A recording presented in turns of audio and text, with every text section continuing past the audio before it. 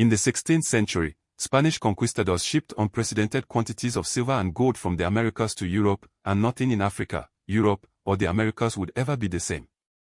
Between 1503 and 1650, Spain imported over 16 million ounces of silver from the Americas, triggering a dramatic price revolution that transformed European economies from the ground up.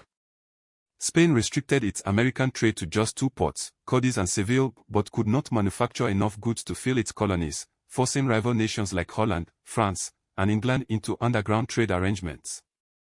As contemporaries observed, Spain kept the cow and the rest of Europe drank the milk. Wealth from the Americas rapidly flowed outward to Dutch, French, and English merchants who supplied Spain's colonies.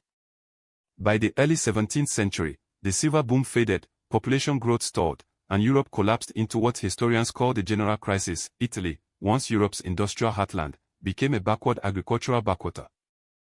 Between 1650 and 1820, Europeans constructed the Atlantic System, a vast reorganization of three continents around plantation agriculture that would define global trade for over a century. West African merchants, Deccan, Wolof, and others, were active participants in this new global commerce, trading gold, ivory, and cloth at coastal ports where African agency and European ambition met in uneasy tension. The plantation system's hunger for labor transformed the Atlantic trade's darkest dimension, the forced transportation of millions of Africans, into the central mechanism of the entire global economy. Sugar in the Caribbean, tobacco and cotton in North America, plantation agriculture became the engine of the Atlantic system, generating enormous wealth for European investors while built entirely on African enslaved labor. When Brazil entered large-scale gold production in the 18th century, it reinvigorated the Atlantic system, Brazilian gold flowing to Europe while African enslaved labor powered every stage of its extraction. African kingdoms like Dahomey were not passive victims. Their rulers made calculated political decisions about how to engage with European trade, using it to build power while attempting to protect their sovereignty.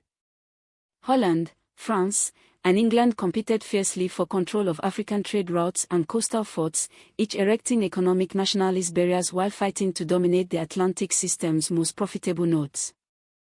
The Atlantic system built the modern world's wealth, and understanding Africa's central role in it is essential to understanding the deep roots of today's global inequalities, African diaspora communities, and the ongoing struggle for economic justice.